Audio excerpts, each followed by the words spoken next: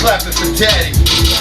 Ricky's gonna make you sweat. Sweat. Sweat. Sweat till you can't sweat no more. No more. And if you cry, I'm gonna push it some more. Ricky's gonna make you sweat. Sweat. Sweat. Sweat till you can't sweat no more. And if you cry.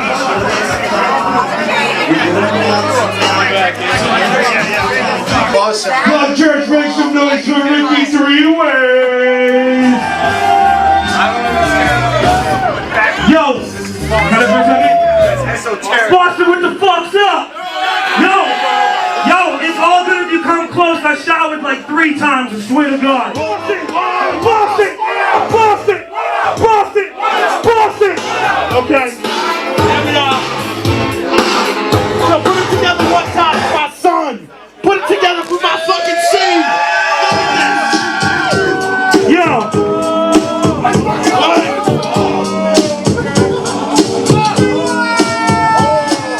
Too many suckers and not enough time to bug up all of them with the clip from a 9. To shoot the kill and Tony don't care. I came to drill but they get me nowhere.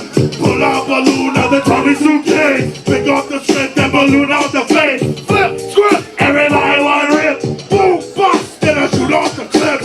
Don't it go once again. Distinguish the DIRTBAG men. Yeah. Keep the DIRTBAG on, you got time. Let me see your face dead. Won't you take it easy? What? Won't you take it easy? What? Won't you take it easy? What? Won't you take it easy? What? You know. Sad night won't leave me alone. Sad night always needs a ride home. No gas for you. Bitch smell like 5 a.m. too. No club, no love, bag of gloves. Raise the ankle to the lords up above. His bird ain't worth the flight. Her frame ain't tight. Bug me all day, bug me all night. But the sex is right. Who should take it easy?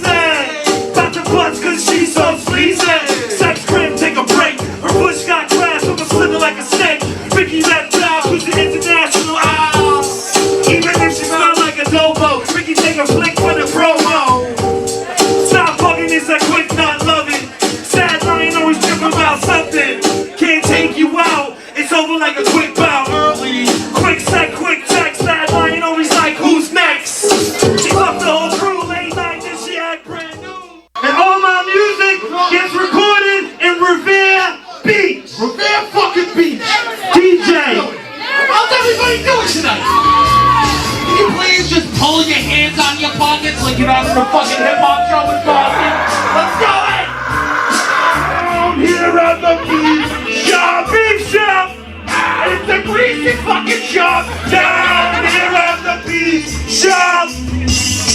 Whoa. Yo.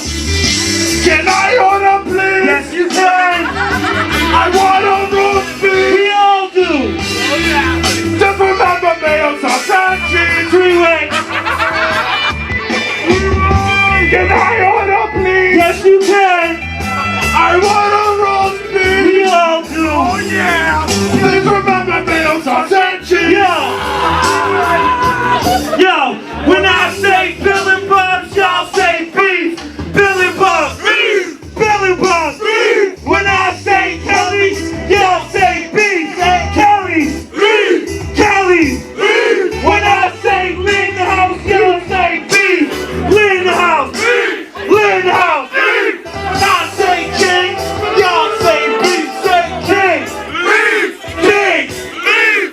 Beef, beef, beef, beef, beef, beef, beef, beef, beef, beef, beef, beef, Yo! Did we light you guys up yet or what? Yeah. Fuck yo, real quick, 1 second. Yo, take a knee. Yo, this kid is my son right here. You know, in 3rd grade, he came up to me and he was like, yo, Tonzo.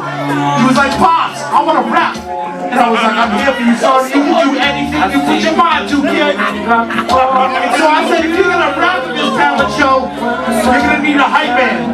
So me and 3 Ways ripped the fucking tits off of that talent show. I was here for you then. I'm here for you now, son. Yo, get up. I love you, kid.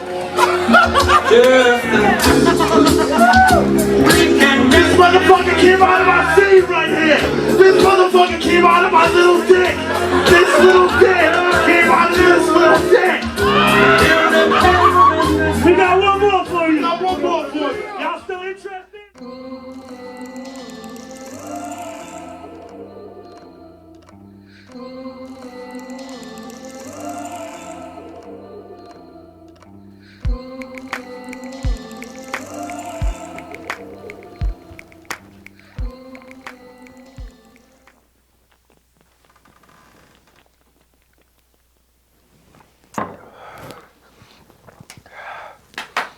Hell yeah. We out here. Dirtbag Boys.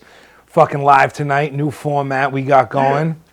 You know, I'm slacking on my editing, so now we're just going to do fucking live streams and shit. We got Tonzo coming to the set real quick, coming in hot, coming in super sexy, super big sexy, big dick energy, coming to the fucking... Huge dick energy. Coming to the thing. And Little yeah, big dick got energy. a fucking huge show planned for tonight. I'm gonna play some of my new shit. Gonna play some. Should we keep the cussing to a minimum or no? It doesn't matter. No. Doesn't matter. Dump it out. I'm gonna play some of my new. Gonna play some of my new stuff. Gonna play some of Tonzo's new stuff. I got some new instrumentals. Might play a couple rapping songs, but mostly instrumentals. Couple rapping songs. And Tonzo's gonna play his BC Boys and Onyx mixtape that he's got. And honestly, his Beastionics thing, honestly, it sounds like a fucking album. It doesn't sound like a remix mashup thing, even though I love fucking mashups and a bunch of stuff like that, like Z-Trip and this other stuff that I used to listen to. But honestly, this thing really does sound like it's a Onyx and BC Boys joint album. Man, that was very much intentional. Let's save it for that clip. But speaking of clips, we opened up with the Dirtbag legendary performance. We opened up for Cool Keith. I think it was in February of 2014. Oh my God, time fucking flies. Christ. Time fucking flies. And that was coming hot off of, at the beginning of January, we opened up for R.A. the Rugged Man. And that was kind of the first push of the Dirtbag that everybody doesn't know but still enjoys. Yeah, that was that was one of I'm nice and loud and clear in there. You sound beautiful. Yeah. No, because my in my headphones I don't hear myself. I don't even really hear anything that much in my headphones. Well, I hear you great. All right, I'm good. pretty sure everybody at home. Yeah. How does he sound? But yeah, that was great. It was great how easy it was to get shows. Like the guy from Leeds Entertainment was just like, you know, this is how it works. This is what it costs. Well, and, for you know? people not familiar with Leeds Entertainment, what exactly is their practice? Like, what do they do? That's the promotion company that runs the Middle East and a bunch of other stuff too. Now they did a lot of pay to play stuff, right? Yeah, so it'd pretty much be like at a discounted price, you have to buy so many tickets. And then you sell them for the ticket price, though. You know what I mean? And then, honestly, if you sell... See, the thing is, he sets you up... A lot of people hate on this dude. And he sets you up with the opportunity to actually perform and make a little bit of money. Like, yeah, it's not fucking big money, but he actually does set you up with an opportunity to buy some tickets at a lower price than the real ticket price. And you sell all of them. And then you do the fucking show. But, you know, some of the shows I didn't fucking sell all the tickets. Now, the first one that you did for them was actually... You didn't go to that one. You didn't go to the first one. Yeah, I wasn't... That was before... Once... So you did a show, you opened up for 9, right? Yep. Yeah, that was fun, man. That was really fucking fun. Cause now, as a younger dude, how much exposure did you have to 9? Like, how much... Like, did you know his catalog at all? Did he ended up being one of the guys on one of the Mad Lion things that we remixed? Or am I fucking confused? No, he actually... Because that's where my confusion... He has a track called Lion King. Yep. That's but it's unrelated. Unrelated. Yeah, totally unrelated. But he did have kind of like almost like a deeper like dance hall-y approach to rap. where and he had like every like people from Boogie Down Productions. He was getting like tons of beats. Yeah. I was a huge fan of 9. This is actually a testament to Tonzo's hip hop fortitude. But Biggie had just dropped. Fucking Ready to Die had just dropped, and it was smoking, and everybody was fucking buying the thing up. And I had money in my pocket, and I'm like, what do I get? This 9 album that just dropped, like, I heard What You Want, and was like, this shit is a fucking absolute smoker. And, Yeah. like, I was like, do I fucking get that, or do I get Ready to Die? And I was like, everybody fucking in my neighborhood, everybody in Lynn, I don't know why Biggie is such a Lynn artist, but Lynn people go nuts over fucking Biggie and always have, like, ever since he dropped. But I was like, I'm going to see this guy. I'm going to see this fucking video. I'm going to hear this fucking tape, like, everywhere I go this summer. I might as well kind of support the lesser known artist in fucking... And when I got that fucking tape, dude, I love that 9 tape. That 9 Lives, that fucking album, that first album was such a smoker. Yeah. Fucking just, like, all of the beats were fucking banging, fucking Marley Marl production. Like, it was dope. But, like, so you're... Like, probably, what are you, like, 27 or 28 at the time? At the show? Yeah. Fuck. Yeah, probably 28. Not 30. Definitely not 28, 27 or 28. Yep, so 27, 28. I'm like at that time I'm like probably like around 40, getting close to 40 like around that time. Nah, you're probably 37 or Yeah, something. so I was like 37, so 10 years like difference. You weren't like kind of fucking, you didn't come up in like the tape generation and like the almost like I was like kind of like a part of the like 88-9 vibe. Yeah. Where it's, and you got it later. I'm sure like as you were coming up. No, we used to 88-9 was listen. huge.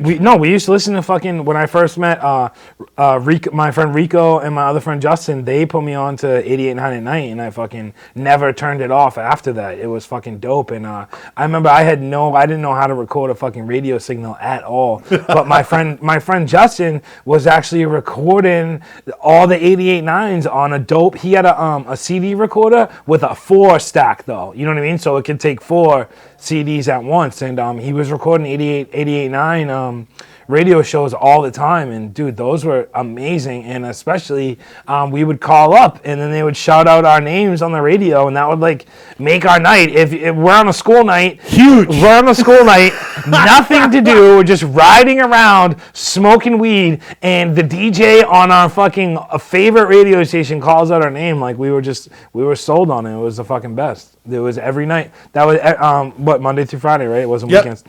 Dude, Monday through Friday every night. I remember, like, I had a rig where on my headboard, like, on my bed, I had, like, the boom box on the fucking headboard above me. So I'd be sleeping, and I had the headphones fucking plugged in, and I had the tape fucking, of course, always taping every night of the week, taping it. And I'd have it at full fucking volume. I've always been, like, Tonzo fucking always cranks up to 11. Yeah. So I'd have that shit fucking fully folded, and, like, I'd fall asleep during the course of the thing, like in the middle of the show, and then I just kind of like toss off to the side and pull the fucking headphone jack out of the boombox with the volume going full fucking blare. To wake you back up? Well, like, and I'm living with my mom. I'm like 13 years old, like fucking blaring fucking boombox, fucking jolting at fucking, That's it's funny. 11:30 at night. That's funny. But just always with the with 88.9. But so getting back to the show, so you did that show for 9, and then I found out about it, and I was like, that's fucking so sick. I was like, because I remember I recognized one of the songs he did. I definitely recognized like a couple of the songs. Yeah. So it's like, so I heard it, and I was like, this fucking, like, that's unbelievable. I was like, I love that. And then you were talking about doing the show with Ari the Rugged Man, and I was looking at it, and I was like, this guy's like just kind of like, starting to come up, starting to do live shows. Like, I've always wanted to for some strange reason. I always felt like that was my calling in life. If I was gonna come back and do hip hop, I did hip hop for like fucking forever, and then I was like, yeah, I quit and I stopped doing it. And I was like, if I ever do it again, that's what I'm gonna do. I'm gonna come out and I'm gonna be a hype man and I'm gonna be a fucking maniac. And so we hooked up and ended up doing the R.A. the Rugged Man show. And it was fucking hilarious. That was the first show that we did together. And we came out the gate and we smoked it out. And I had all these kids that were like, it was an all age or an 18-pluser. And I had all these kids. I think I got like fucking like at least a 6-pack in PBR Tall Boys bought for me by fucking 18-year-old kids that probably took the subway in. And they were like, "You're fucking awesome. That was fucking hilarious." And I was like, "All right, let's keep going." Yeah, those are definitely some fun shows. Like it was easier to get people to come out then. Like I remember I remember it not being that much of a struggle to get 15 to 20 people to show up. Like teaming up with you was great because that means you were fucking great fit, obviously. But anyway, you made more people show up too. And then I remember it was kind of not that bad to get, not that hard to get 30, 50 people to fucking show up. Like it was going good. What up? Big ups to fucking Brickyard Prince. Checking out, watching the live feed. Nick Lovin, checking it out. Always fucking supporting the cause. Your boy, fucking Kev Deuce in the house. Hell watching yeah. tonight. Got a bunch of fucking hip-hop nerds in here. So that clip that we showed 10 minutes ago that I'm still talking about, that was at church. Yep. The distinct, not distinct, the deceased? Is that the word? Deceased, yeah. Deceased? Extinct, maybe, was what you were looking for? Because, as Tonzo said, the mid-sized venue is... Whoosh. It's gone. It's either you have fucking... House of Blues? Yeah, you have House of Blues, or you have, some shitty fucking bar where the artist is, stuffed in the corner, and it's not even worth going to see somebody fucking live, in my opinion. Places that aren't music venues. There's no music venues. It doesn't even matter that it's a mid-sized venue or what the capacity is. Places that are there for music and, they're set up to, really fucking fire off live performances. There's nothing like that in this fucking area anymore. I'm just such a grump. If I do go out, I don't go to Boston that much at all anymore, but I'm such a fucking grump when I go out. You know what I mean? Just because of how open and how fun everything was back then. I don't know. I remember telling my mom recently, I had an 18. I didn't even have an ID to make me say I was 21. I was 16, and I had to use my friend Dan's ID to say I was 18 to get into the hip-hop shows. Yeah. And fucking, you would just have a ball, and nowadays, I don't know, it just feels like, Boston Calling is just, dog shit. To me, honestly, it's just dog shit. There's these big-ass fucking things, and it's just all, it's Eminem and, some, girl pop singer. It's who wants to drive into the city, right? Risk getting towed or going to a fucking parking garage to see Eminem and Lido and Ariana Grande. It's going to Foxwoods, but it's but here's the thing about Boston Calling is that when it started off, it was in Government Center. Yeah. It was a free show, and it was 75% local acts. And a lot of people, people that we actually know, like Mo Pope, Steel Gold, fucking Mr. Lift, Tiger Man was in there, Beerstronaut, a lot of groups that we've always No, I think that's great. I think that's great. That's Tiger Man's gotten the opportunity to do Boston Calling. I think that's fucking awesome. But you know what I mean. But why don't they have the opportunity again? Because they're as the years goes on, you see less and less and less and less and less of that. But Tiger Man is one of those voices that has, they've still been super prominent in the Boston music scene, and they don't have any. There's no coming up artist. There's no there's nothing that represents the actual people from Boston. They do the stand-up comedians and stuff, and I mean, we've had a couple. A friend of ours, Lamont Price, has done a lot of stuff at Boston Calling, but for the most part, they're bringing in these comedians that are from You're the worst with that fucking microphone. I'm leaving it now. Stop touching it. I know. I was Stop touching it. It's at a better spot now. At first, it was too far away. Stop touching it. I'm not touching it anymore. At first, it was too far away, though. And then I just tried to button up, and then it covered the fucking thing. But now it's at a good spot because I can hear myself. At first, I couldn't hear myself. All right, I'm new to the live thing. All right. So now that I'm done killing I'm a new 15 live minutes guy. and you figured out the fucking microphone, I'm a new we live can get guy. the show going, right? I know. I'm just always nervous about the microphone. All right. So the mic is fucking tight. You sound good. You sound butthole, right? Well, right. But Nick Lovin says that we sound great. Okay, good. Okay, Everybody's that makes me feel better. it's out there. It's out there. That makes me feel better. We're sounding good. We're looking good. I shouldn't move. Speaking of looking good, I don't know if you've noticed our wonderful DIRTBAG background was provided by our in-house graph artist, member of the crew, Big Rick, Olive Fingers. So this picture is absolutely beautiful for all the people that are watching at home. Big Rick, you shot this with an actual camera.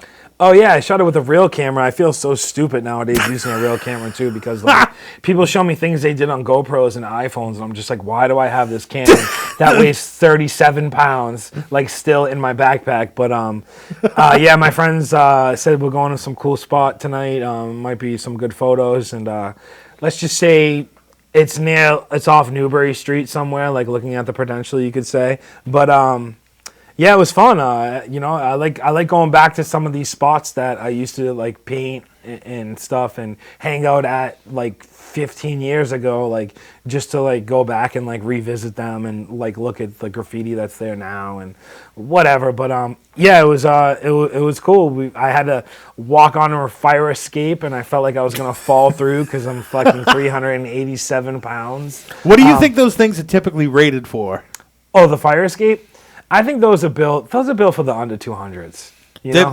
Maybe 225 max, because Yeah. most ladders are 225 max. Okay, see, I wouldn't know. But yeah, just looking down at those little thin like metal grates, it just feels like that shit is gonna give. Because similar to this photo, I have another dope graffiti photo in like somewhere, I don't know Boston at all because I'm from Peabody, but somewhere else in Boston, I think in like South Boston, I have this other cool rooftop photo. And I remember when you're walking up the fire escape to go up, one of the last steps gave out. So you couldn't, you know what I mean? If you put your foot on that step going right up to the roof, like I said, how the last flight is kind of just overlooking the street, it goes straight down, there's no other fire escape. Anyway, yeah, I remember when you're going up to the roof at this other spot where I took a photo like this, there was a step that if you put your foot down there, like you were just fucking done. There was no coming back from that. Bobby Sims chimed in and says, I miss O'Brien's open mics. Where was that? O'Brien's in Lynn? I just know Tony's in the Buke. In the Italian Club. Shout out the Italian Club, the best fucking place in the world. Big shout out. We're actually planning on throwing a Breaking Balls kind of welcome back to society party. Hopefully when it's society gets back to when normal. society gets back to normal. I know empty promises of fun, but it's amongst us. Yeah. So we're fucking super hip hop. Big Rick is super gutter, and we're in the midst of a quarantine. So Rick, what have you been doing to keep yourself sane in the midst of all this madness? I wish it was 100, but doing like good 25 push-ups a day. Now, how are you doing? Like sets of 5, or are you doing how many? No, are you no, doing I'm at a going. time? No, I'm going straight. Like I'm going straight 20, and then like stopping, and then like doing 10 like later on in the night. So you do it. So starting at like 3 in the morning. So you're going past. Honestly, a couple days I was feeling good, and I did like almost 50, and then I didn't do it for a couple days, and it sucked. But yeah, they're fucking dog shit anyway. You know. I always have to remind myself. I'm like, hey, maybe I could take a fucking 20-minute break and walk outside and take a little stroll on the beach that I fucking live on. But I'm just so locked into all this shit. We'll talk about it more later. The BC Boyz project, and then it's all the stuff at Breaking Balls. But like when you get locked into like. We're kind of built for this in a way because we have hobbies. Yeah, yeah. People that don't have hobbies are the people that are fucking having meltdowns. Yeah. And like, I mean, how close do you think we actually are to start seeing, like, I've seen that there's been a couple of suicides because they haven't been able to handle the pressure of the quarantine and shit like that. I mean, how long do you think it's going to take for the guy that typically works 80 hours a week, never sees his fucking wife, never sees his kids, really doesn't identify with him, and now he's jammed in a fucking space with him? And he can't, I was looking at stuff about the same thing you're talking about, how guys that spend so much time away from home and now they're spending so much time at home that it's making them kind of crazy because their wife and their kids are all on top of them. And I don't really know how those guys feel, just because I've been locked in a fucking room looking at computers like this for a long time, just trying to figure out video editing, video production, audio production, and just getting better at all this stuff. And it takes a fucking long time, dude. Like, I'm still learning video editing, always looking up video editing tutorials, design tutorials, making beat tutorials, how to loop right. I still don't know how to loop samples right. But I've just always been a late night guy, just always staying up late. Like, since I got on to Final Cut editing video in 2006, and I got a computer a couple years after that, and then spent fucking so many nights just trying to figure out all these fucking programs that we use to fucking put on productions like this.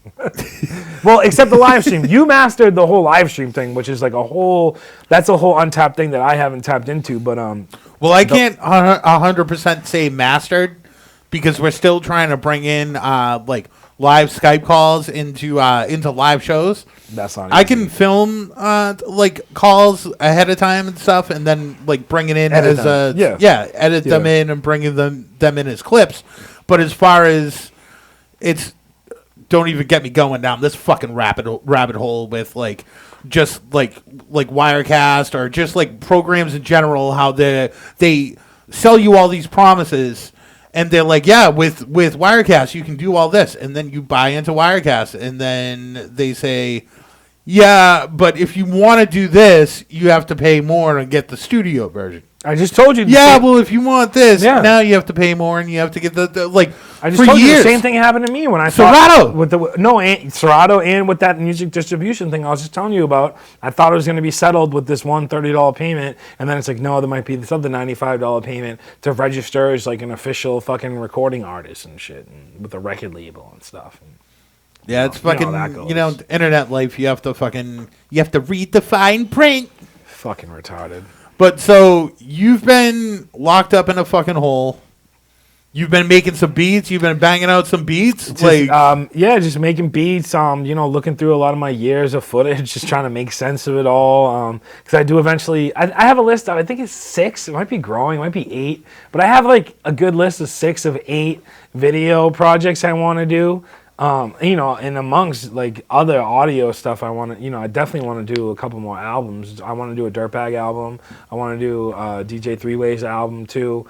But just been looking over a lot of my footage from all over the years. I have a Miami graffiti documentary I want to do, so that started in 2009. So the years are getting up there. So you have a lot of footage. You've been working on that for a hot minute. Yeah, you know what though? For a long time, all I did was go to events and just film. Like, I didn't know what I was doing. Like, this person would need a recap for this event, so you film that for them. This person needs a recap for this event. You're friends with them, you do it, and you film that for them. But then you sit down at home, and then one day I just realized, I was like, yo, I have all this fucking footage, and now this place is like a whole different place than what it started out as. So let me make a documentary. So I think I made that decision in like 2000, I don't know, probably around like 15 or 14. I was like, this has to all like become a documentary. I think it was actually the first time I interviewed Thurston Howell. It was in Miami in the art district, and he said everything he said, and I was like, okay, now I want to make a documentary. That's how it happened. And so, like, is Thurston, like, is he involved in, like, the graph scene in any way, or just, like, the overall, like... So, it's great that you asked that. There's actually a graffiti museum now in Miami, a graffiti museum in Wynwood, and he actually has a credit as being one of the first people to bring New York graffiti to Miami by way of a sketchbook that he brought from Brooklyn down to Miami, and, like, people, like, loved it. You know what I mean? Because... it was that type of thing back then. There was no internet and there was no other communications like that. So you had to have like a cousin from, if you were in a place like Miami or some other place that wasn't New York City, you had to have a relative or someone there to have the pictures and to have the evidence to mail other people to show them like what was going on. So he was like he was a way that people in Miami could see the graffiti that was going on in New York City because he had a black book that he brought from Brooklyn all the way down to Florida. And this is like 82.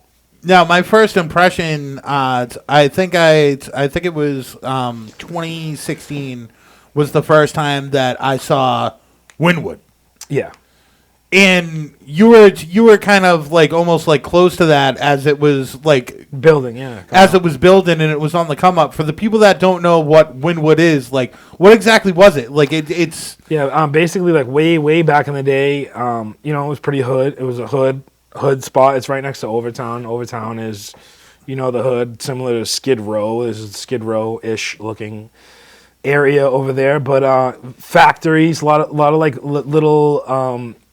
little tight streets that were just lots of factories and little neighborhood stuff too, but basically it was just very the grimy side of town where you would go to cop stuff, and then it was just the little factories and stuff like that. But a lot of these factories started to close at one point, and the people who were smart got in early and thought this was a good place to have art galleries and art warehouses and photography studios and things like that. So that was probably 2006. From the interviews I've done, people say in 2006 the neighborhood really started to change, and then I got there in 2009, and there was already a lot of things going on, but it all changed around 2012, 13-ish, when all the streets that were two ways became one ways, and that clogged everything up and just made way more traffic. But at the same time, there was all new business. So there was, now, because I remember before it was hard to even get like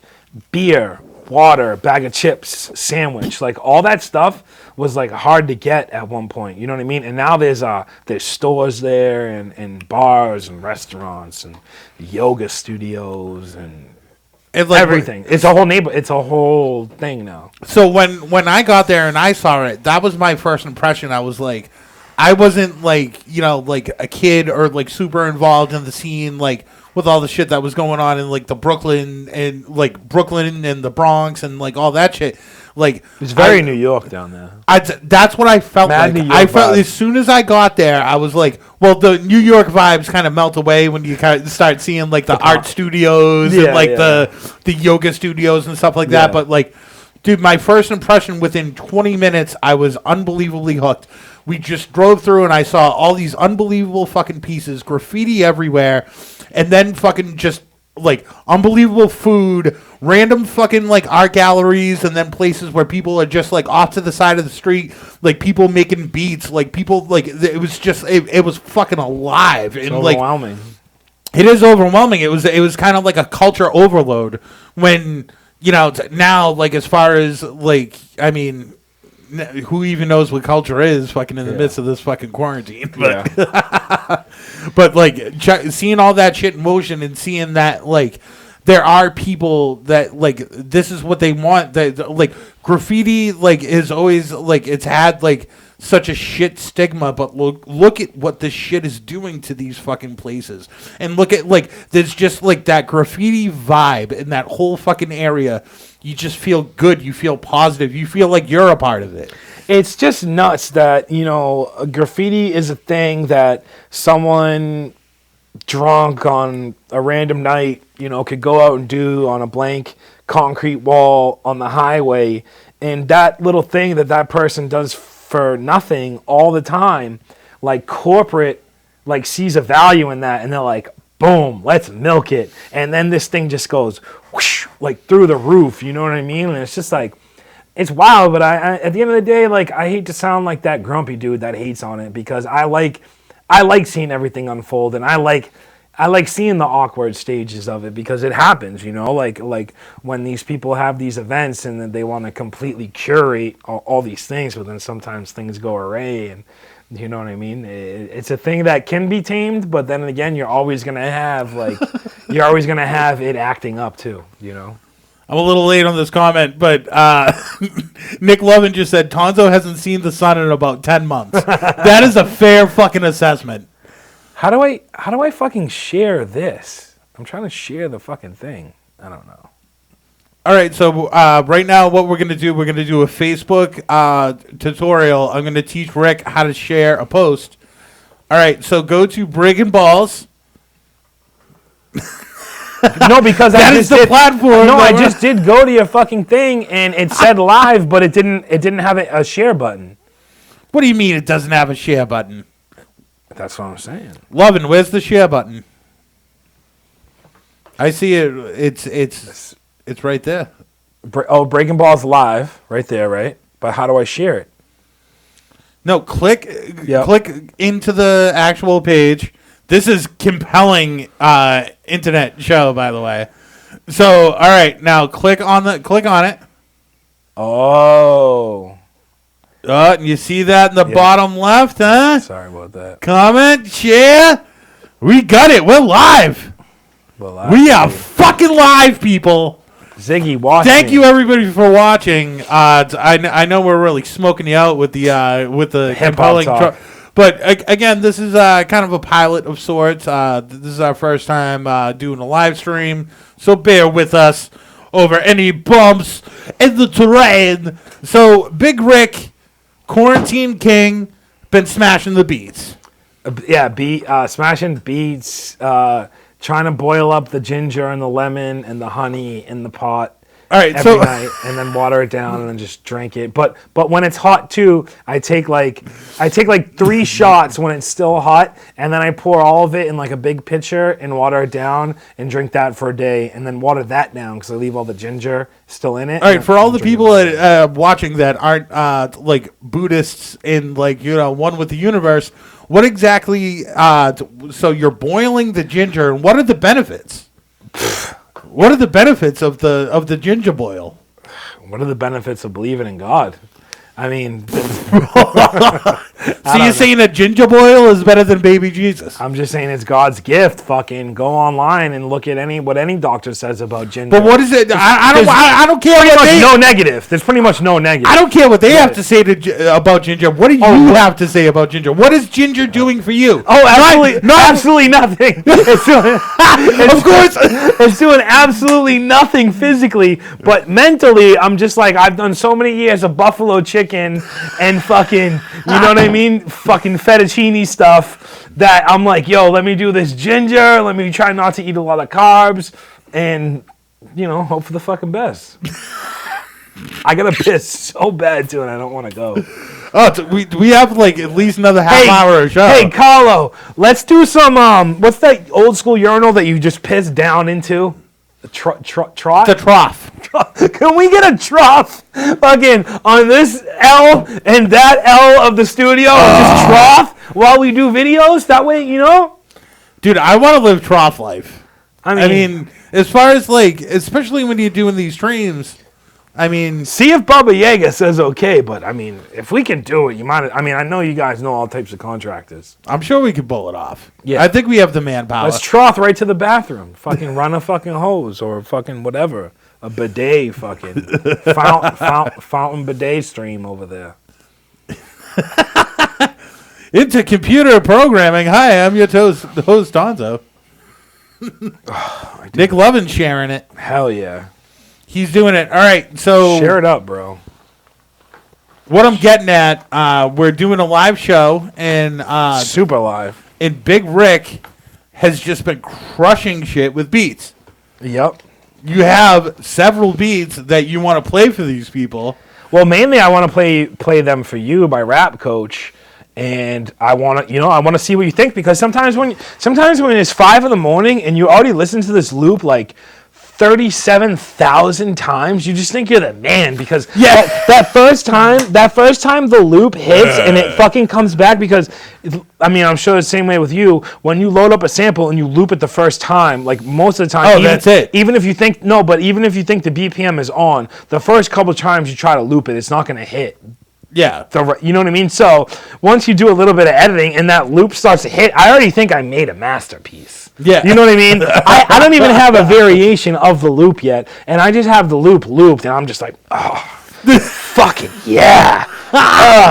And, you know, meanwhile, like, as a fucking gentleman, you're supposed to load up another drum kit, back up those drums that you already hear on the sample, and build it up. But I just fucking think it's already a masterpiece when I get it to fucking loop. But, like, one of the things that I kind of fucking shunned the earlier class, or the new class of beat makers and stuff, is that you had people, like, kind of course, Madlib is a legend. People like J-Zone were doing it, but doing these beat pauses that were kind of off bar, and so people kind of like adopted that style, but they didn't have the musical timing to do the off bar pause. So they do them to try to fucking sound the same way, and it just sounds fucking nuts. Yeah, that's kind of I see a lot of kids fucking trying to do that, and it's like, dude, it like when it comes back, it's not hitting on bar. Yeah. And it's like, I mean, yeah, because for the most part, you could take a pause wherever you want. It's just about where you come back on. yeah. I can do it better, I think, with making beats opposed to rapping. Rapping is just all over the place. So you're gonna do I heard that this thing going around the internet, the 50 bar challenge. I'm trying to get through fucking 16. I can't even count to 16. I Dude. I still never wrote out a 16. I write till I think the shit sounds fucking whack, and then I stop writing. Dude, Tonzo, Which is usually about a 12. your boy Tonzo in 2001 would crush the shit out of the 52 bar challenge. Definitely. Because, dude, all of my songs, I was doing solo songs at the time. 3 32 bar verses. Jesus. And fucking doing that shit live. You know, Dude, we were doing fucking 64. We did a song called "Smell My Crew," and it was me, Ambidex, and Germ, and Short Rock, and we all had 64 bar verses. The song was 8 minutes long. It was fucking. It was something. I don't know how you're holding your pecker in right now, dude. I might have to take a fucking pee-pee break real quick before I can go full in. All right, so maybe look at this guy just unplugging, put me right on this. Wow, what a live co-host we have here. All right, I'll keep entertaining him for 2 seconds. So before we play it, I mean, I'm gonna preface the project that I'm gonna push anyway. I'm dropping. I believe it's gonna be on Sunday. I'm going on SoundCloud, Mixcloud. I'm going to try to get it up on Spotify and maybe Pandora, depending on whether or not the algorithm fucks me. But I put together a mix of Beastie Boys and Onyx. And I know it sounds mental. I smoke a lot of weed. But I I actually, for some strange reason, was playing a Onyx beat in my head. Like over and over for days and days. It was just playing like Throw Your Guns, like just the beat, not their verses or the hook or anything else, just the beat in my head, playing it over and over and over. And then I started like kind of like putting lyrics to it in my head. And then for some strange reason, I was like, you know what? I think that like Beastie Boys would sound good over those beats. And like kind of because like I mean Onyx was like 3 guys and a DJ, like same kind of thing with Beastie Boys, and also like with the chant choruses and fucking they were just like high energy, and I was like, this seems like it'll be a good mix, and I put together a 45-minute mix that's I'm using rare interviews. Interviews that you might have seen before on TV and shit like that, and using like rare instrumentals and breaks from Beastie Boys and Onyx, and kind of doing like Beastie Boys, acapella over an Onyx instrumental and vice versa. But that's going to be available for free, and that's on Breaking Balls Records. Ooh. I didn't know about this. Big things happening. I got to get a mixtape on there, man. Dude, We'll sign you up, man. Let's do it. We'll get you involved. So Big Rick, the co-host, is back, and I would play the BC Boys thing actually now, but we're gonna save that to the end of the show, just in case it gets pulled by Facebook because they're a bunch of fucking savages. And of course, there's been tons of DJs that are on, but I know of at least a handful of dudes that have got pulled, but for some strange reason, guys that have bigger followings are not getting pulled, and they're doing the same kind of shit. You're DJing on a live stream. You know what I mean? You're playing that's what DJs do. You're playing other people's music. I just started hearing about that stuff too, as far as when somebody performs, the venue hired them, so now the venue owns that performance, and there's so many weird legalities that go into music that people never think of. Just like I was telling you how this thing said, "Oh, sign up and we'll do your Spotify and your." Put the mic on the other side, Rick. You want to do a flip because you have to talk in the microphone. Right now, is that good? Yeah, that's good. That's good. Yeah, like there's so many things that are like, oh yeah, we'll do Spotify and iTunes and all this stuff for you, and then you do it, and then it's like, no, you need another $100 fee to sign up for ASCAP and all this shit. Yeah, It's whack. it's fucking bullshit. They don't make it easy for you.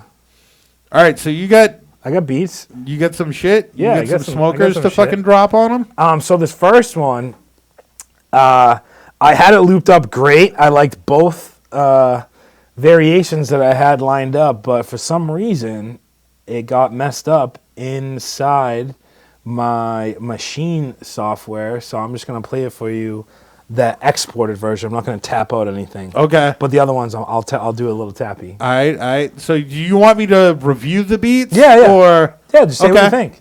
all right. Okay. All right.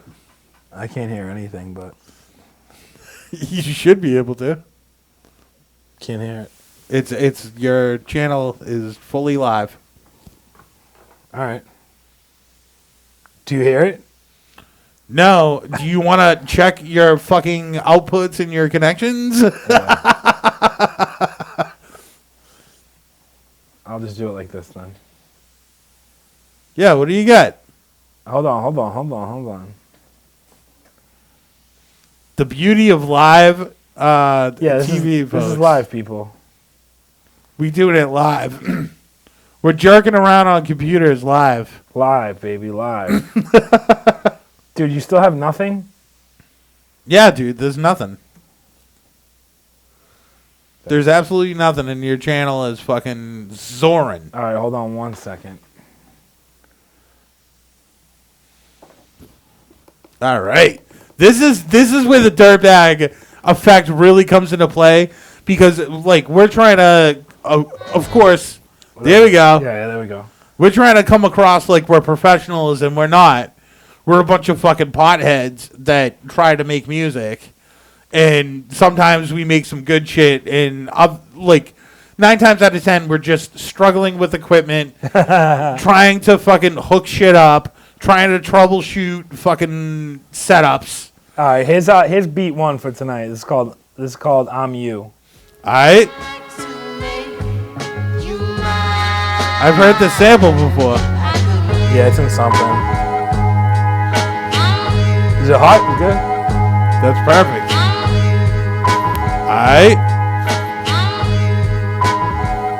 Now, this shit's fire, man. That's such a dope loop.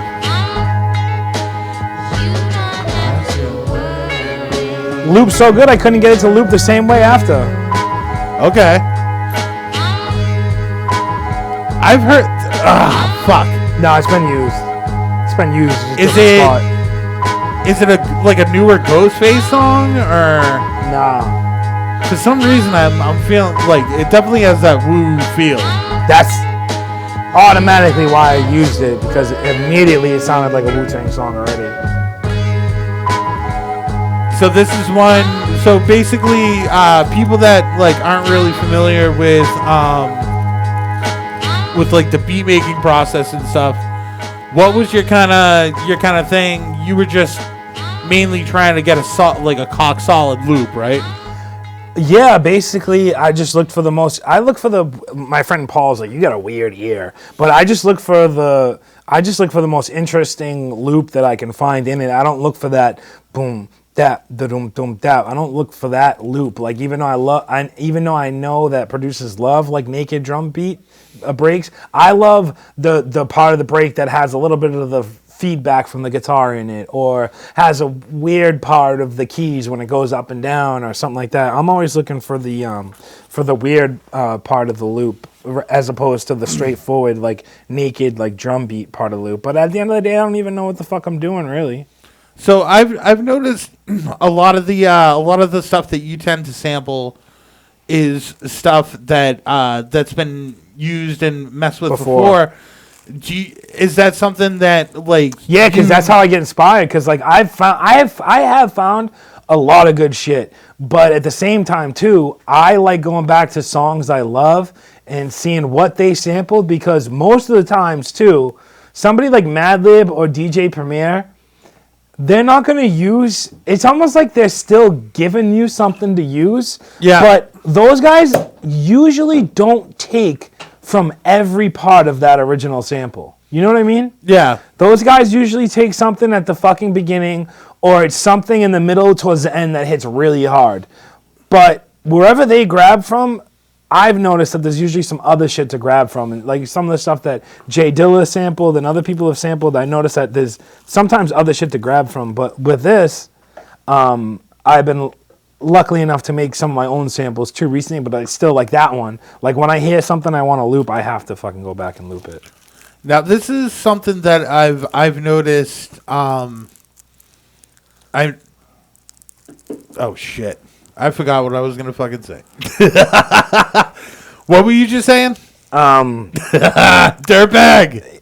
When I loop, I try to just grab from a part that I don't think someone else has grabbed from yet. But if I do it, I'm just trying to chop it at a different spot, or add some effects that somebody else didn't add, or now I remember or pitch it up or pitch it down. Or usually pitch it down. I don't pitch shit up that much.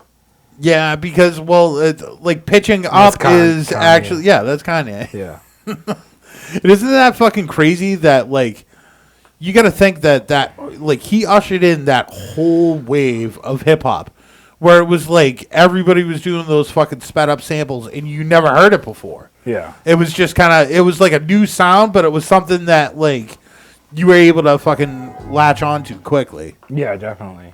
All right, so we're going to beat number 2 right now. You got beat number 2. This is actually things are fucking moving. My friend Muskie, who should be watching right now. My friend Muskie, during quarantine, actually, this is the only other visit I've had. My friend Muskie came by in my garage with this other kid, Miles, who plays the guitar, and luckily I was able to sample some fucking live guitar. Oh, okay. And it was plugged into his amp, and his amp had some effects going on too. And then I took the live signal from the output of the amp. So I ended up using this. Like I said, I like the weird part, so I ended up using. I like this part. I think this was like right before he unplugged. You know what I mean? Like it wasn't anything. Oh, I used to do shit like that all the time. I used to like sample feedback, put effects on the fucking on like, and I would like touch RCA chords together. Like, it was some that do like Morse code shit with fucking RCA chords. But yeah, basically, so you got a bunch of chops from a live band, from just a guitar, not a whole just band. a guitar, not a whole just band. a guitar and machine for the drums. This is the loop. Okay. That's the loop, and this is the main sample.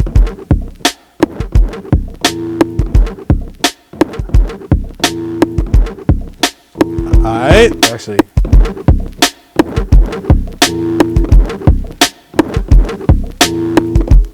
And then there's one, that's the variations.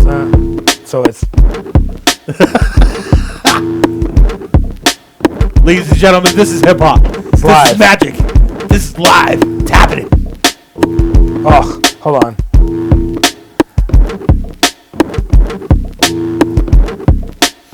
Alright. Carlo Caponegro says you guys are cool. But then I can play. Then I can just play the actual. That was live, but obviously, you end up sequencing stuff and then editing it. So then it sounded like this. All right. A little bit Joe Budden sample. Okay. What? Signal good? Now I can't help it. Just this is Tonzo. I think it's a bass for a great song. Oh yeah, I think you need a lead. Yeah, it's very naked. Yeah. Yeah. I had other synth stuff and stuff I wanted to add in, but it's just stayed naked.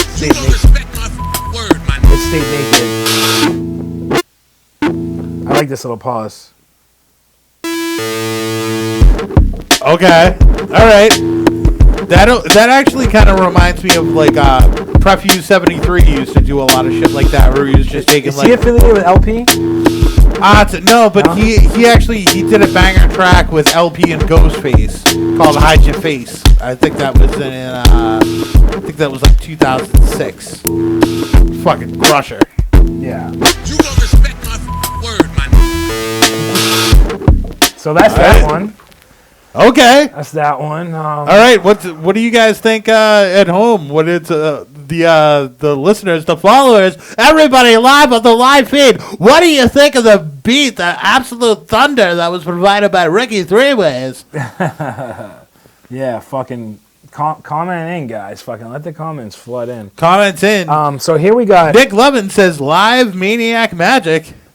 Can we do the? Yeah, I'm fucking burning bowls over here. It's fucking quarantine days. So this Who next gives one. a fuck? This next one is from a hip hop song I love. It actually, at my old age, I find myself getting emotional to songs I really like Bob Seger stuff and this Ari the Rugged Man song. My dad didn't even fight in Vietnam, but it just gets me emotional about my father and stuff. But anyway, I found out with this Ari the Rugged Man and Vinnie Paz song, I found where they got the original kind of opera sounding sample from, and like other Jay Dilla and Madlib stuff, I just had to like flip it on my own. So. Now, before we get into this, fucking a friend of the Dirtbag Boys, DJ Short Rock. He likes to go by DJ Short Rock. Well, he's in the group. DJ. He's in the group now, but He's in the group. We still haven't. You know. DJ Short Rock is a part of the group. He's a part of the crew, part of the family. One of my boys for fucking years. He came down and we did a Dirtbag shoot and hung out and fucking, tried to hook up a bunch of equipment and nothing worked.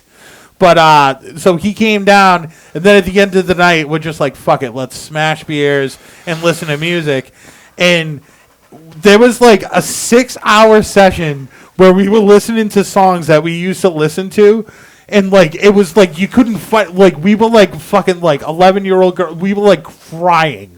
Like, fucking listening to these songs and just remembering, like, all that shit. Like, fucking just life flashing. Like, your whole life fucking in a song. And listening to all those old, like, fucking, like, late 90s, early 2000s underground hip-hop songs. And just being like, fuck.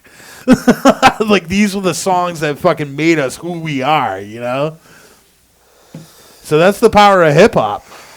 All right, so this is a beat that Vinnie Paz and Ari the Rugged Man already sampled this song for one of their songs, but I had to, because it's one of those ones that I love because it has no drums in it. So you can really pick and choose from wherever. And since I don't do my own drums, this is just a loop that I found on a machine that I stripped down, then edited myself. This is a drum loop. Okay. That's the loop. All right.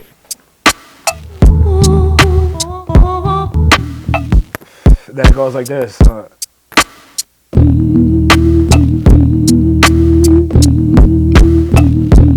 Okay. Wait, hold on. I'm not used to doing Catch this a live. vibe. Catch a I'm usually vibe. by myself. This guy's gonna catch a vibe. Okay. All right. Vibe caught. The vibe is caught.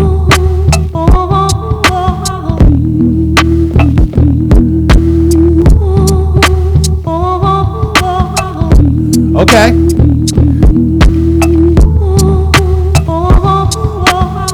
Now you seem like the type of guy, and that's the hardest part about making beats. Not Is- chopping too, not going straight forward and not going too abstract. No, not finishing them. Wait, are you talking about my specialty? No. Well, maybe, but like we were saying, that almost like the danger of like hip hop when you first start making beats, when you start looping shit and stuff. Like we said, that instant gratification. Oh yeah, the instant gratification of when you can get a loop and you drop that loop and it's a fucking crusher. And every time it hits seamless and it sounds like something you would listen to in a real song. Yeah. That's so mind blowing. And it's like the first time that like I started sampling songs and stuff. The first time I got a butthole loop, I listened to that loop, nothing but that loop for like 3 fucking hours straight, just going fucking crazy. So like a lot of times you have that kind of like built into you, like the instant gratification of getting the loop or what you're getting to actually hit, and then like the next phase is like that's why I always try to do beats in 2 sessions. Yeah. And just fucking get the bass, get it done, sprinkles on the second and not waste my time. The little sprinkles on the second one. Yeah. Second session. Yeah, because I'm just, when I sit down and make a beat, I'm trying to get one loop, that's it, and one variation of that loop, and that's it. And then I listen to that for 20 minutes, and I'm fucking on to the next one. You know what I mean? Because very rarely do I want to write to the beat. Only one out of 6. You know, 1 out of 6 out of 4, I probably want to write to.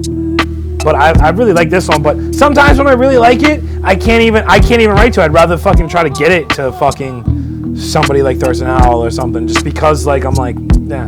I like kind of like rapping on the ones that are more like I can't even explain it, more ones that are more me. These ones are more straightforward, like underground hip hop, yeah, like Bucket Man, like like that. So it's weird. It's a weird fucking thing. Yeah, this sounds like, again, with the simplicity of it, it makes me think Wu-Tang. Yeah. Where it's just like the sample and the fucking killer kid. No, but we can get into some other ones. I got a really good reggae one.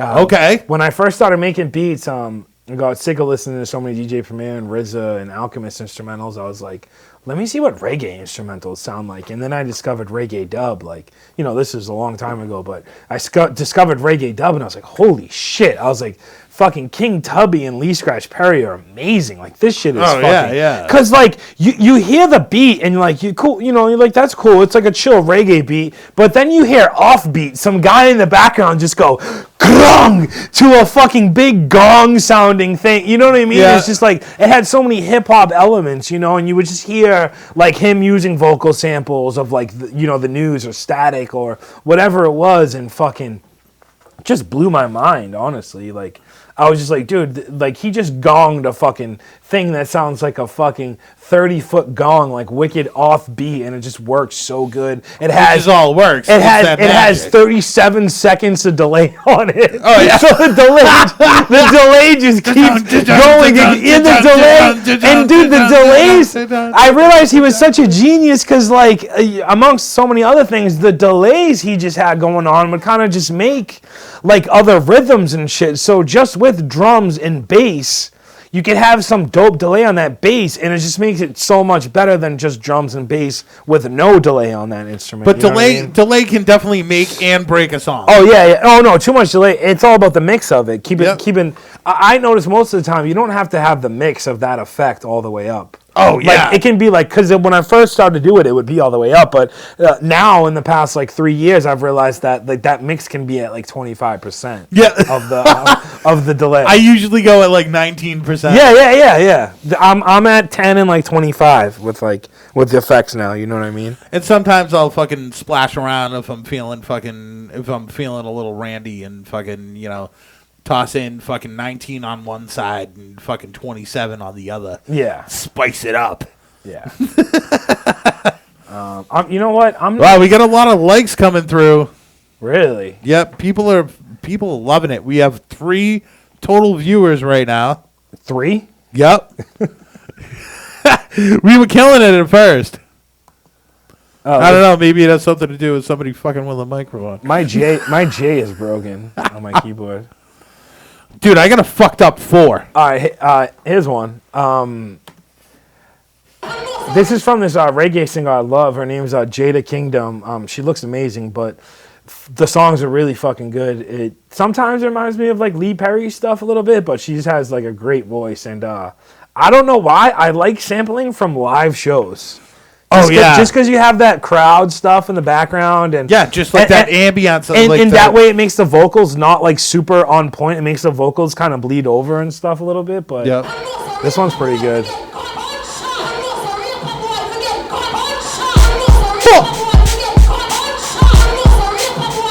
Okay. All right, Rick. All right. I see what you're fucking doing. Let's go. Very loopy. But there's a drum switch up to make it not so stagnant. Okay, that's fucking hard. But this could probably use one more track. Like I said, these are all works in progress. It's nothing. That's why I like having people like you and Jabberjaw and Gabe and other people. Like I could just take them a beat and take a beat to them and then just be like, oh, this needs a little bit of bass. Or do some. I think the move is probably you definitely got to do like breaks where you're taking that main sample out because it's so like short and repetitive. Like if you have to, it gets like almost too trancy. Yeah. But it's fucking the bass is hard. Yeah. And it's not turned up too, like, this is a thing too where I'm like, okay, the track is too bare, right? It needs bass. So I pull up a bass I like, I put it in keyboard mode, and I do my little whatever. and then you're like, it's too up front. You know what I mean? So then, like, this is probably 25% volume of whatever it was when I tapped it out.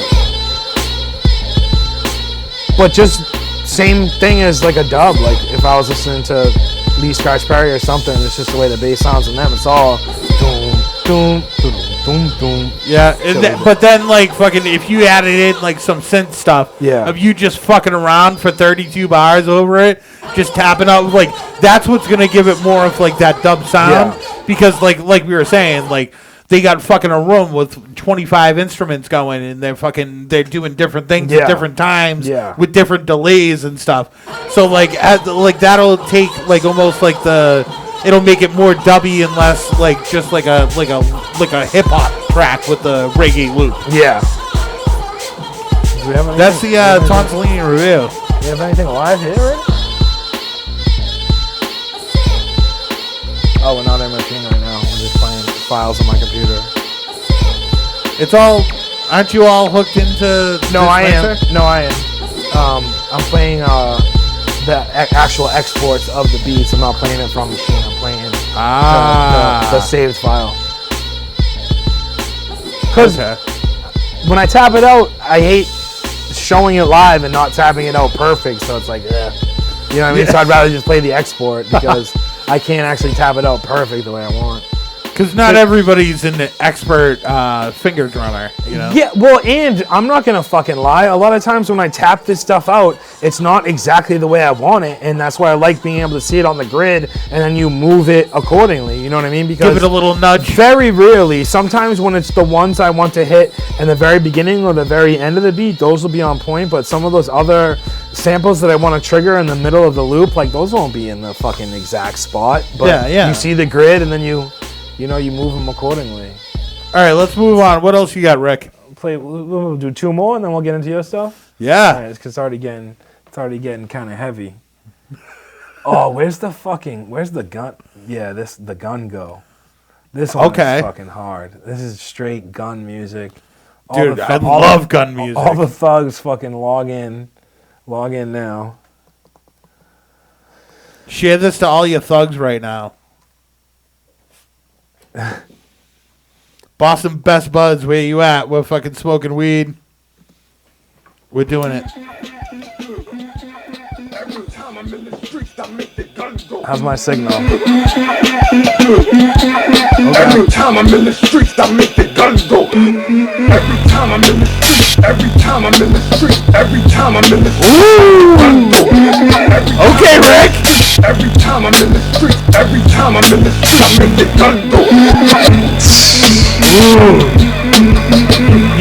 should do? You should do fucking like some live claps. I added so much delay, it just makes the whole loop.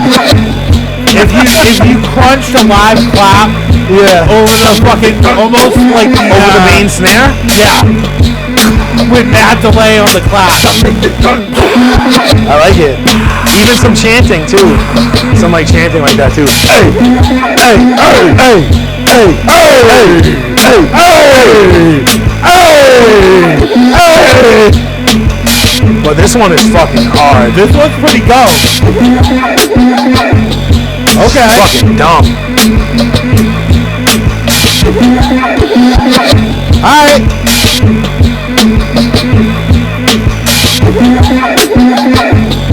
Rick, you got any rhymes with these motherfuckers right now? I think I do. I think I might have rhymes to this one.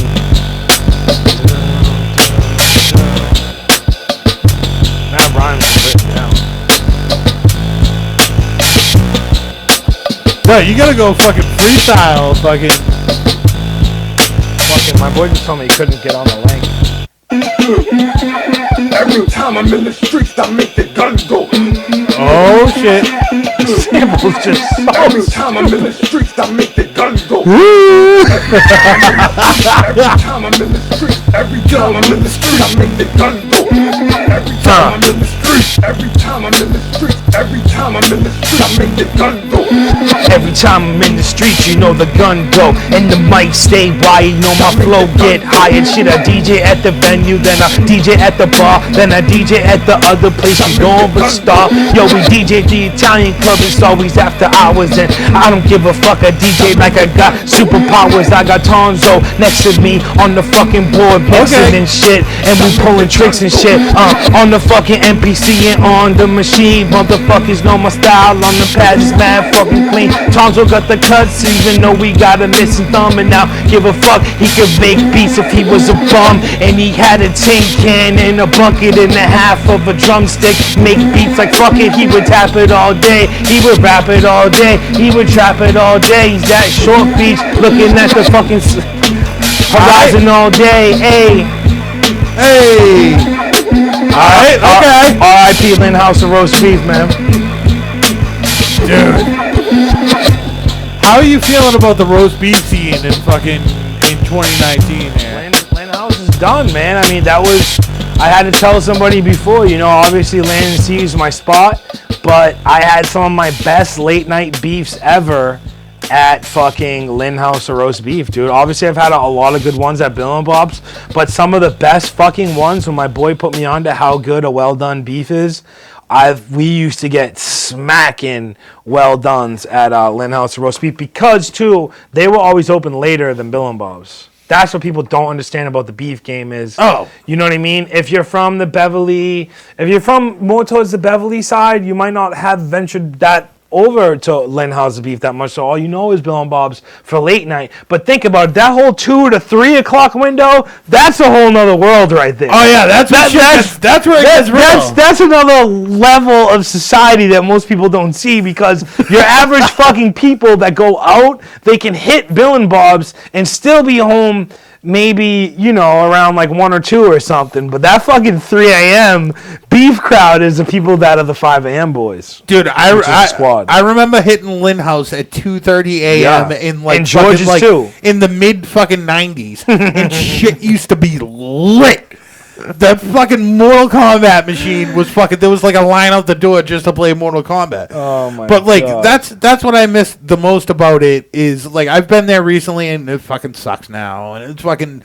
But it's all those places. The best part of it, it's the culture of the shitty beef joint. Yeah. Or just like the culture, dude. Me and Rick went in there one night after game of bocce at the Italian Club. Big up to the Lynn Italian Club. Fucking, we went in there, and the broad working the counter was an absolute warrior. Lifer, probably been beefing for like 15 years. She was fucking running the fry-later with flip-flops on. Like, that is fucking, is that not the ballsiest thing ever? Savage. Just dumping curly fries all fucking day, just fucking dropping Mozzie sticks and fucking just not giving a fuck. Like, and there's no way that she's not, like, she definitely got fucking marked up. Oh my god. And like, I didn't get a chance to look too close to actually witness the beauty of the battle scars. But like, that's, I mean, I was gonna ask her for a number, but obviously the guy that was shaving the beef was the guy that was also giving it. All right, let me play one of my last beats before we get into fucking Timmy's fucking dope Beastie and Onyx remix album. All right. What do we got over here? Some of them I don't know. Hold on, let's see what we got. No, this one isn't really a smacker. This is just kind of a kickback one. All right. A little bit of that dub effect in there too. All right. Okay, Rick. Hold on. We got. Oh, what? This one needs bass too, though. No samples though. Oh, okay. This is what I'd like to see, Rick. This is what I've been trying to get you. No samples, straight from the Dave Smith, and just hooked up to a fucking reverb pedal. I love how I'm just about to like brag about like how much like I don't sample anything where I'm just about to plug a mixtape where all I did was rip acapellas and breaks and shit. Actually, should I play one new one of me rapping? Yeah, Should I dude. play some me rapping? Play it. What the fuck is it called? Nick Lovin says, "Good job, Rick." Thanks, buddy. He's loving them. Here it goes. This is me rapping. This is me. I did the beat myself and recorded the vocals myself. Oh, what? I ain't voting, Exclusive. but know who the fucking president is. Dirtbag. Yeah. Yo. Every beat like a new type of fuck up. So let me beat get fucked up. What the fuck's up? I swear I was done going dumb. Like a fiend on his illest one, Bumby's drillin', son.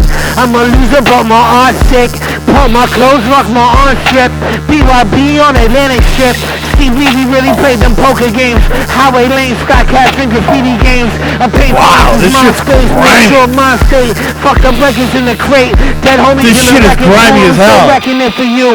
Sammy doing the ill bid biscuit with the number scratched off. Fentanyl killed my friend on a pile of trash, he nodded off. Dude who told me the story laughed it off. Take it with a grain of salt and a crack rock. Glass roses to the poses, they eat sick, taking it in their noses. It's Ricky Freebase, no more. I love the vocal effects. Gay like a gunk with Maine. You never see me on the front porch. Back out these shortcuts, running with my fupa jiggling. I've been ill since riddling, let it settle in. Fuck your eBay biz and them. Alright. Motherfucking songs, they don't need no hook. I'm a dumb motherfucker, never read no book. I said these motherfucking songs, they don't need no hook. And I'm a dumb motherfucker, never read no book. Oh shit. Yo, I said these motherfucking songs, they don't need no hook. I'm a dumb motherfucker, never read a good book. I said these motherfucking songs, they don't need no hook. I'm a dumb motherfucker, never read a good book. In the cut, listening to Easy Gospel. You got that smoke flicker? But to design my own apostle. It's Ricky Aristotle, full throttle, turns out in the point with a Bugatti bottle. Ideals, meals, trios, who started with the brios. You get phenos, I make my own fucking prenos. These motherfucking songs, I don't need no hook. I'm a dumb motherfucker, never read no book. I said these motherfucking songs, I don't need no Dude, that's just pretty hard. That's just hard. I had to play that. I like it. Yeah, I like the beginning. The second verse kind of sucks, but I like the beat beginning. like a new type of fuck up. So let me beat get fucked up. What the fuck's up? I swear I was done going dumb. Like a fiend on his illest one, Bumby's drillin', son. I'm a loser, but my art's sick. Put my clothes, rock my arm strip. BYB on Atlantic strip. TV, we really played them poker games. Highway Lane, Sky Captain, graffiti games. I paid fines since MySpace, North Shore, my state. Fuck up This guy breaking free of bars right now. Wrecking pool, I'm still wrecking it for you. Sammy doing the ill bit biscuit with the number scratched off. Fentanyl killed my friend on a pile of trash, he nodded off. Dude who told me the story laughed it off. Take it with a grain of salt and a crack rock. Glass roses to the poses, they eat sick, taking it in their noses. So vocal effects match the beat in a cool way. Where it's like I said, it's like super grimy. Back on these shortcuts, running with my fupa jiggling. I've been ill. I don't like my voice, so I gotta do something. And these motherfucking songs, they don't need no hook. Just send it to me and I'll mix it. Motherfucker never read no book. I said these motherfucking songs, they don't need no hook. You're working in Logic. Send me your fucking Logic files and I'll mix your fucking vocals. Yeah, basically, I just do that to my voice because, like, I just don't like the raw signal, you know what I mean? So automatically, I love that Logic has that pedal board. Yeah. So it's just like fucking 27 guitar pedals at your fucking, you know what I mean, choice. So that's probably like 4 of the guitar pedals from Logic. It's just hooked up to my vocal. Do you rock the guitar rig on the Native Instruments guitar rig? That's a good plug-in, Rick. Yeah? You should mess with it. I've actually, it's not even that I'm against it. I'm not trying to sound like that, but I've never used a plugin. What? I've never used a plugin on my audio software. Like I have kinda video plugin effect thing. Well, essentially but I've you never have because you got the fucking like the upgrade packs per like machine. That shit's essentially plugins. But honestly, because they're instruments. No, I went. Listen, I went out and I got the fucking new one with the fucking pretty little screens right here and all the colors. I got the fucking nice one, right? Still, everything's up to date. Everything's up to date. Still, it's like because I know it says it will be like this VST and this and that thing won't load on this fucking drum kit that you fucking bought because I bought packs. So. It's still have everything up to fucking speed, but it still says like, oh, this and that won't be available because this and that isn't up to date. But got the new one, updated everything, and they make it. You gotta dig deeper, man. Troubleshooting. They suck. I love this fucking thing though because it does what I fucking need it to do. And when I need new sounds, you pay $50 and you get months of new sounds. Yeah, you get tons of shit. Months. Yeah. So let's fucking get in to Timmy's thing, which is fire. Oh, shit. It's fucking remixes, but honestly, it sounds like Onyx and Beastie Boys fucking stepped back into time and did a collaborative album. That's it. That's really it. There's not a whole fucking big tagline to say. That is what it sounds like. It sounds like the Onyx and the Beastie Boys did an album together and did a collaborative album. That's it. That's really it. Oh, hold on a second. I'm having technicals. Yeah. Give me a second. Having a bit of technicals. It's all good, Papa. Hey, this is fucking dirtbag life. This is what we do, you know? Hey, look, we got a beautiful background. We got a beautiful studio. Hey, everything's running. We got a beautiful background. No audio trouble for the most part tonight. That's a big fucking, you know, coming from this guy. That's a big thing. On our new album, Is it coming out as Z? You guys record back the fuck up. When you guys finish, you guys say, got some on our hands or not? You knew it. You knew it, nigga. Back the fuck up. We knew we had this shit. Niggas don't fuck with us. In person, they can't fuck with us. On stage, they can't fuck with us. And on wax, they can't fuck with us. I wouldn't be surprised if when we come back from this tour and we start recording our album, we have like just like a classic. What was your exposure to like Beastie Boys and shit? Ooh, I'm glad you asked. Obviously MTV and shit, you know what I mean? But Spoiled Me was out with my grandparents one weekend, driving around the North Shore Mall, and we went into Sears.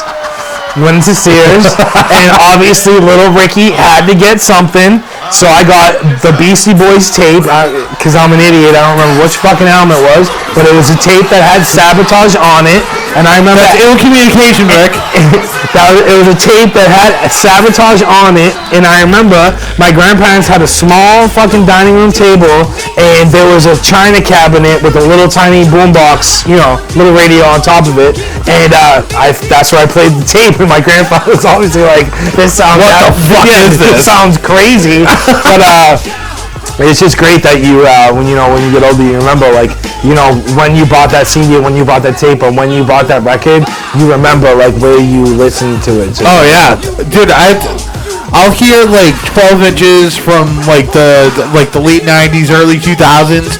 I remember what fucking day it was, what I was wearing, what I had for lunch, dude, and what fucking records I bought. I remember the whole fucking day like it was yesterday. It's fucking insane. Rico rented a house in Gloucester one time for a party, and it was fucking we had to go to, this was in high school, we had to go to Newbury Comics and get records that night for the party, and my ass obviously couldn't get everything, so my boy had to bring some shit from Newbury Comics to the party, but we were also playing shit from CDs too. So that's how fucking real it was, because I know you know that too. That's how real it was. We were doing a party playing vinyl, playing CDs, and playing other shit from the Walkman onto the aux cord, hooked up to the DJ mixer. Dude, people don't even know. Yeah. People don't even fucking realize that shit. You know what I mean? I played music at Hank's Alley a bunch of times with one shit turntable, an old Sears turntable, and a fucking a tape deck. And I was playing songs from Eddie LDL mixtapes and Tony Touch, and playing fucking Jurassic 5 and shit. That's when dope. that shit first popped. That's dope. I wonder if I ever saw you there. Probably, dude. I was there a bunch. Fucking nuts, dude. I was there fucking a bunch for 2 years. The Treehouse. Yeah. Yeah, that's crazy, man. Spanks out. The dude lived under the bowl. So yeah, turn it up. Let the fucking people hear some of this shit. Now when I rip the beat, my name was Drop. That's me, the nigga when I drop two drops. I'm the one with DJ and rock.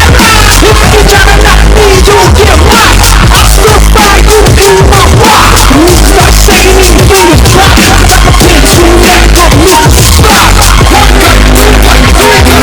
Why does it sound way louder than all my shit?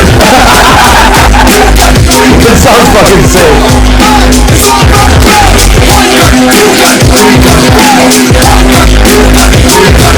Alright, what's up, baby? We fuck with it.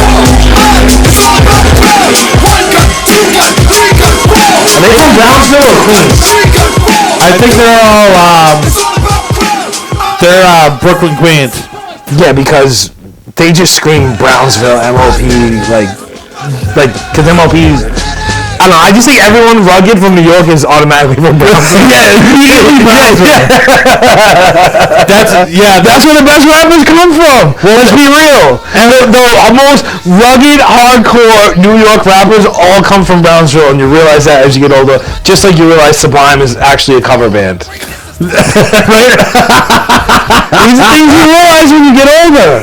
These are the things that you find out. That Brownsville has really taught New York how to do hip-hop. I don't know. This is my prediction. It's my thing. Alright, we're running a little long here. I'm just going to kind of kill our mics because we're getting a little feedback. And, play some of that shit. And I'm just going to play this last track to get you to download BC Onyx this Sunday. For all the success from back the fuck up, so now you gotta run around with the Mac 12 in your fucking trunk, bulletproof vest, mad money, niggas, think niggas gonna kill you. PhD Onyx.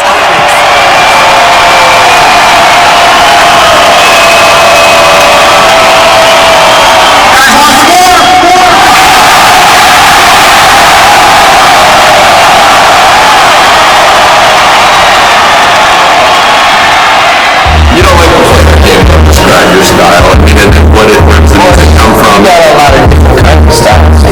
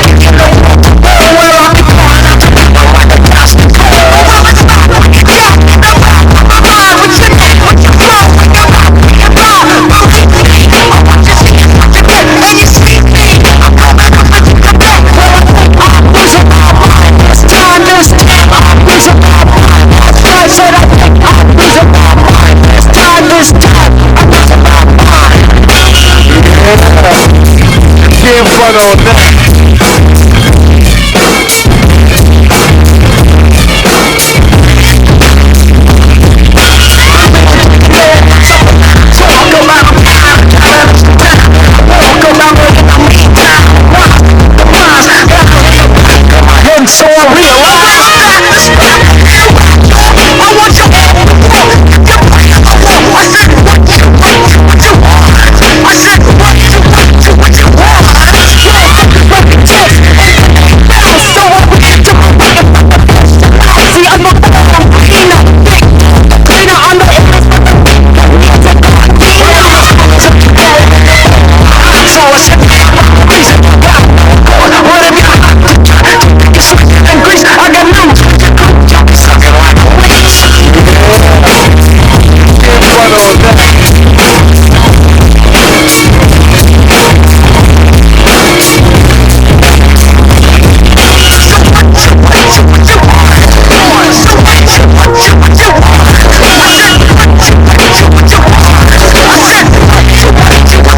I said, All right, so we're gonna play one more.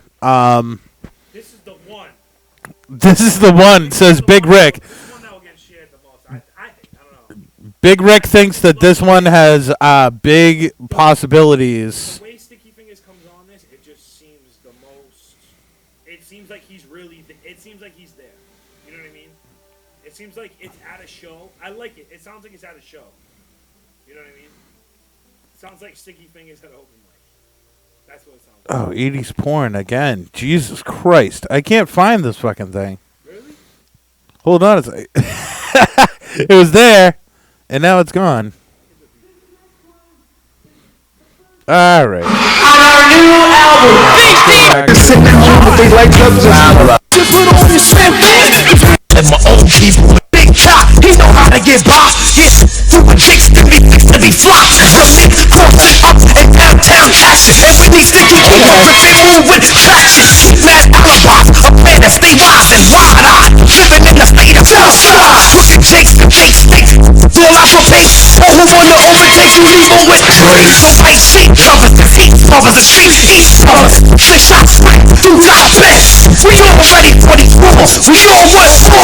Means the last day in the drawers. We two shots of skirt. You heard it from us. The murder who got. The murder who tried selling the life. On the edge of dangerous. Where you living, never giving it. Don't be living in it. Cause if you off the rock, you was boxing the rock. The hot rock. It's hot. It's on the edge of dangerous. Where you living, never giving it. Cause we living in it. In my own life, I might as well. Separate myself in hell. That's where I'm going, cause the devil's inside. They make me wild from my own nationality. That's kinda ignorant, so I gotta pay the rent. So yeah, I spit the most carefully. But degenerate if I can call them innocent. Cause I don't leave no sticky fingerprints. But the cops, they only put if they dead. All that badge in the front, they go under their head. To make bread, I steal for sport. So I stole so I made some pennies for my kids. And if that don't pay, I'ma start telling broke around my way. And my own people in the USG, they gon' get it from somebody, I'm not letting it be me. Besides, they can't act dirty money. And you can't trust no one. Score me. And I'll probably bite the bullet, cause I live by the gun. It's when you got it like, just came out. Hey, pull your back. Where you living? When you stack up, back up, official where you living, never giving it. We living in it, we never giving it. Cause we living in it, official ass motherfucker, don't give a shit.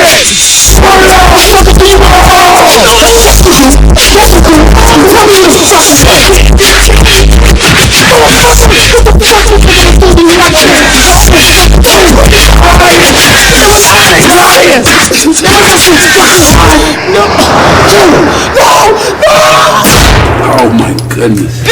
Onyx, hip-hop, just like music. Oh man! All right. We're on Walpole Middleton going nuts. All right. Let me play one more. This is. I think this one's my personal favorite of all of them. I think. Booed them, they threw beer bottles at them, they threw beer bottles. And the interlude is fucking classic. The end of one, beginning of the other. You have nothing to do. It's fucking quarantine time.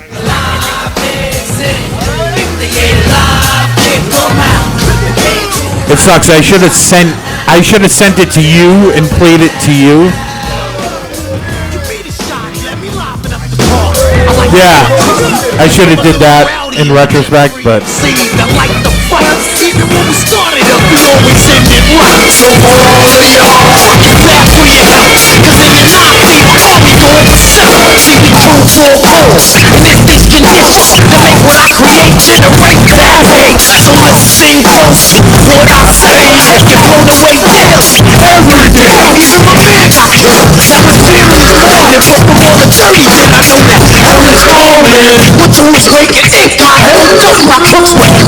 Face, I couldn't escape, I was stunned. Everybody in here, up against the wall, that dead body, oh, it's funny. So we collected from your arms, ain't no struggle. 5 minutes went fast, and I signed, shit, I went to Captain Blast, protect to save my life. I'm full-fledged hate, and I'm the truth, that's why we always have it. So, wait a second, right there, I just wanted to talk about, that verse is... Like, when you break down that verse, that Sticky Fingers verse, I love this fucking verse. Like, of all of the, like, early 90s, like, Onyx stuff, this has always been the verse, the Sticky verse that, this, and of course, that Last Days, verse. The fucking, I don't need no sticky fingerprints, that whole verse. But, like, this verse, for some strange reason, like, fucking, like... It really fucking stuck out for me. Where else was I gonna go with that? I don't know. I'm fucking high as hell. But hearing like all that shit, I remember it was like it was a fucking just a dreary, like overcast and snowy winter when All We Got Is Us dropped. And that's one of the albums that I gravitate the most as far as Onyx goes. We had this conversation earlier. I was kind of bummed out when I was digging for Onyx songs and digging for Beastie Boys songs and shit, that most of the instrumentals that, most of the Onyx instrumentals had double ups and backups and vocals on the fucking instrumentals. And that was some early school like shit there, kinda. Like they were almost like fucking like, these are our songs. We don't want anybody to take fucking the instrumental and fucking put out mixtapes and do like street tapes and shit like that and fucking like make our song their song. Yeah. They never gave them the fucking chance, and that was kind of a hard part of making this tape. Actually, my manager, Pablo Festabar, has been talking to Onyx, and they're talking about sharing the album once it goes out. We hit them up for acapellas and shit, and they were probably like, "All right, we have no idea what the fuck you're doing." I might be able to slide something into my buddy to ask them. I think maybe next go round. Like if there's something like if there's something like I can get like fucking like access to shit, like they can hook me up with some studio acapellas and shit like that, I can fucking make some magic. And fucking I went through this program like people were I was talking about trying to get acapellas, and a lot of people they like just use this program called Spleeter. That I guess it's a Deezer like spinoff. Like I'm not really familiar with Deezer, but it's kind of like a music production like type of thing. And so basically, I dragged in Slam because I was like, I want the Slam acapella. They didn't make it. It wasn't there. It was like there was never one, and it uses AI and it separates everything. Yeah. I was just gonna say, poorly. Yeah. The what you played, the Onyx and Beastie Boys remix, it has that rugged sound that Danny Brown actually talks about in an interview when he talks about being from Detroit and not really identifying with being in Miami and LA and making music. Danny Brown was like, I like being in Detroit and making my music because it's fucking ugly, it's gutter, it's rough, it's Detroit, you know what I mean? And that's what it just, when you were playing that stuff, that's what it just made me think of that interview when he said that, because when he said that, it made me feel the same way about the North Shore and me being fucking stressed out in a fucking warehouse with no windows after I'm done screen printing, just making beats and just fucking making some shit that sounds like a rusty ass concrete wall that has, a fucked up concrete wall that has like rust stains on it from like the gutter and stuff, and the whole street just looks like shit on a dreary day. It gave me those vibes. Hell yeah! So that's good. That's good. All right, so the last one we're gonna play, it's a Root Down remix. But one of the cool things that I've liked about it it was a Onyx song called Shout, and they didn't make like instrumentals for it. So the version that I'm using is actually something that's like a dude from YouTube that remade the beat, and I'm gonna tag him in the album and give him a shout out. I think his name is TikTok. But really originated the black hood. so yeah, this info. The rugged rough style, keeping it cool, keeping it street. Opening from Madonna's 1985 Virgin Tour. She heard our records and she said, I want the Beastie Boys. She loves me. She loves me. Sure, Madonna liked the Beasties, but they didn't exactly connect with her crowd. Usually just basically almost a riot breaking out after every show because either the crowd wants to kill us or we have to run from the girls because they mob us. We just had Ad Rock from the Beastie Boys on last week, and he was telling us that he opened the Beastie Boys open for you. First tour.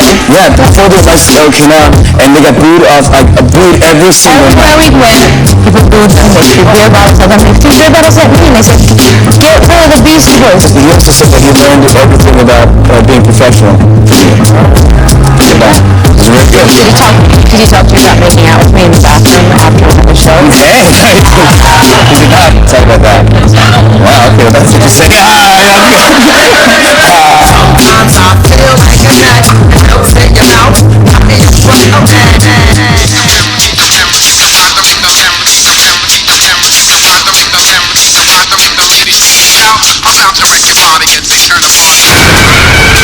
Yo, you seen that new word in the dictionary? You trying to find my balls? Yeah.